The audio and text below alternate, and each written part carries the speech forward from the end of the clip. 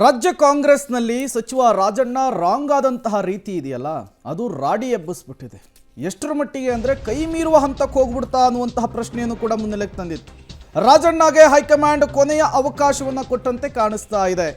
ಈ ಬೆನ್ನಲ್ಲೇ ಸಿಎಂ ಆಪ್ತ ವಲಯದವರು ರಾಜಣ್ಣ ಅವರಿಗೆ ಕಿವಿ ಮಾತನ್ನು ಹೇಳ್ತಿದಾರಂತೆ.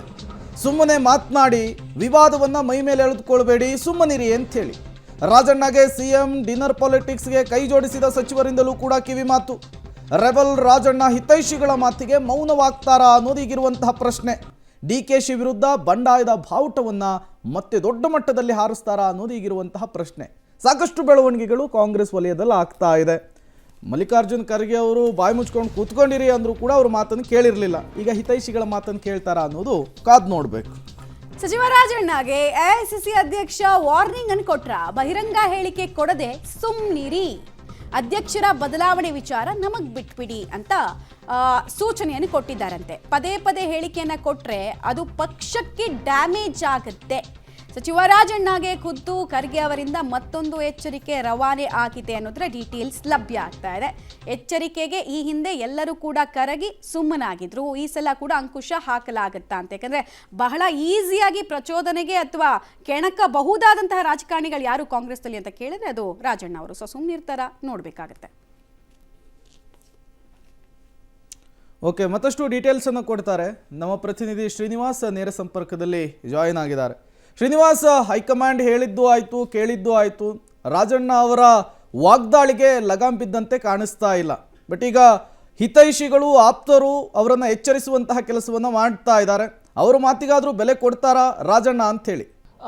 ಪ್ರೇಮ್, ಹಿತೈಷಿಗಳು ತಮ್ಮ ಹಿತೈಷಿಗಳ ಮಾತಿಗೆ ರಾಜಣ್ಣ ಅವರು ಬೆಲೆ ಕೊಡ್ತಾರ ಅನ್ನುವಂತಹ ಸ್ಪಷ್ಟತೆ ನಾವು ಕೊಡ್ಲಿಕ್ಕಾಗಲ್ಲ. ಯಾಕೆಂದ್ರೆ ಎಐಸಿಸಿ ಅಧ್ಯಕ್ಷರೇ ಕಠಿಣವಾದಂತಹ ಸಂದೇಶವನ್ನ ಕೊಟ್ಟಿದ್ರು. ಯಾರು ಕೂಡ ಬಹಿರಂಗವಾಗಿ ಮಾತನಾಡಬಹುದು, ಬಾಯಿ ಮುಚ್ಕೊಂಡಿರಿ ಅಂತ. ಎಐಸಿಸಿ ಅಧ್ಯಕ್ಷರು ಹೇಳಿದ ಬಳಿಕವನ್ನು ಕೂಡ ರಾಜಣ್ಣ ಅವರು ಬಹಿರಂಗವಾಗಿ, ಅದು ಅಧ್ಯಕ್ಷ ವಿಚಾರ ಆಗಿರಬಹುದು, ಸಿಎಂ ಬದಲಾವಣೆ ವಿಚಾರ ಆಗಿರಬಹುದು, ಬಹಿರಂಗವಾಗಿ ಮಾತನಾಡ್ಕೊಂಡು ಬರ್ತಿದ್ದಾರೆ. ಆದ್ರೆ ಮುಂದುವರೆದ ಭಾಗವಾಗಿ ಈಗ ರಾಜಣ್ಣ ಅವರಿಗೆ ತಮ್ಮ ಕೆಲವು ಆಪ್ತರು ಮಾತನಾಡೋದು ಬೇಡ, ಹೈಕಮಾಂಡ್ ಯಾವ ನಿರ್ಧಾರವನ್ನು ತೆಗೆದುಕೊಳ್ತಾರೋ ತೆಗೆದುಕೊಳ್ಳಿ ಅನ್ನುವಂತಹ ಒಂದು ಅಭಿಪ್ರಾಯವನ್ನ ಹೇಳಿದ್ದಾರೆ.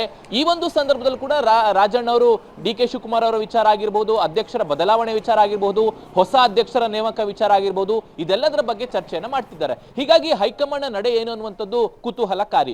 ಮತ್ತೊಂದು ಬೆಳವಣಿಗೆಯಲ್ಲಿ ಸ್ವತಃ ಎಐಸಿಸಿ ಅಧ್ಯಕ್ಷ ಆದಂತಹ ಮಲ್ಲಿಕಾರ್ಜುನ ಖರ್ಗೆ ಅವರೇ ರಾಜಣ್ಣ ಅವರಿಗೆ ಮತ್ತೊಂದು ವಾರ್ನಿಂಗ್ ಕೊಟ್ಟಿದ್ದಾರೆ ಅನ್ನುವಂಥದ್ದು ಕಾಂಗ್ರೆಸ್ ವಲಯದಲ್ಲಿ ಚರ್ಚೆ ಆಗ್ತಿದೆ. ಪ್ರಮುಖವಾಗಿ ಅಧ್ಯಕ್ಷರ ಬದಲಾವಣೆ ವಿಚಾರಕ್ಕೆ ಸಂಬಂಧಪಟ್ಟಂತೆ ನೀವು ಬಹಿರಂಗವಾಗಿ ಮಾತನಾಡಕ್ ಹೋಗಬೇಡಿ, ಯಾವ ಸಮಯದಲ್ಲಿ ಏನ್ ಬೇಕೋ ಆ ನಿರ್ಧಾರವನ್ನ ಹೈಕಮಾಂಡ್ ತೆಗೆದುಕೊಳ್ಳುತ್ತೆ, ನೀವು ಬಾಯಿ ಮುಚ್ಕೊಂಡು ಸುಮ್ಮನೆ ಇರಿ ಅನ್ನುವಂತಹ ಸಂದೇಶವನ್ನ ರಾಜಣ್ಣ ಅವರಿಗೆ ಖುದ್ದು ಮಲ್ಲಿಕಾರ್ಜುನ ಖರ್ಗೆ ಅವರು ಕೊಟ್ಟಿದ್ದಾರೆ ಅನ್ನುವಂತಹ ಮಾಹಿತಿಗಳು ಲಭ್ಯವಾಗ್ತಿದ್ದಾವೆ. ಹೀಗಾಗಿ ಒಂದು ಕಡೆ ಹಿತೈಷಿಗಳ ಒಂದು ಅಭಿಪ್ರಾಯ, ಮತ್ತೊಂದು ಕಡೆ ಹೈಕಮಾಂಡ್ ನಾಯಕರ ಎಚ್ಚರಿಕೆ ಸಂದೇಶ. ಈ ಎರಡರ ನಡುವೆ ರಾಜಣ್ಣ ಅವರು ಮುಂದೆ ಯಾವ ರೀತಿ ಪ್ರತಿಕ್ರಿಯೆಗಳನ್ನ ಕೊಡ್ತಾರೆ ಅನ್ನುವಂಥದ್ದನ್ನ ಕಾದ್ ನೋಡ್ಬೇಕು. ಒಂದ್ ವೇಳೆ ಇದೆಲ್ಲವನ್ನು ಕೂಡ ಮೀರಿ ಏನಾದ್ರೂ ಮುಂದಕ್ಕೆ ಹೋದ್ರೆ ಹೈಕಮಾಂಡ್ ಏನಾದ್ರೂ ಶಿಸ್ತು ಕ್ರಮವನ್ನ ಮುಂದಕ್ಕೆ ತರುವಂತ ಪ್ರಯತ್ನಗಳು ಮಾಡ್ತಾವ ಅನ್ನುವಂಥದ್ದನ್ನ ಕಾದ್ ನೋಡ್ಬೇಕಾಗತ್ತೆ. ಪ್ರೇಮ್, ಶ್ರೀನಿವಾಸ್, ಈಗಾಗಲೇ ಒಂದು ಬಾರಿ ಎಚ್ಚರಿಕೆ ಕೊಡುವಂತಹ ಕೆಲಸವನ್ನ ಎಐಸಿಸಿ ಅಧ್ಯಕ್ಷ ಮಲ್ಲಿಕಾರ್ಜುನ್ ಖರ್ಗೆ ಅವರು ಮಾಡಿದ್ರು. ಈಗ ಮತ್ತೊಮ್ಮೆ ಕಡ್ಡಿ ತುಂಡಾದ ರೀತಿಯಲ್ಲಿ ರಾಜಣ್ಣ ಅವರಿಗೆ ನೇರವಾಗಿ ಒಂದು ಸಂದೇಶವನ್ನು ರವಾನಿಸಿದ್ದಾರೆ. ಈ ರೀತಿಯ ಸಂದೇಶವನ್ನು ರವಾನಿಸೋದನ್ನು ಹೊರತುಪಡಿಸಿ ಬೇರೆ ಏನು ನಿರೀಕ್ಷೆ ಮಾಡಬಹುದು ಅಂತೇಳಿ ಹೈಕಮಾಂಡ್ನಿಂದ ರಾಜಣ್ಣ ಅವರನ್ನು ನಿಯಂತ್ರಿಸೋದಕ್ಕೆ?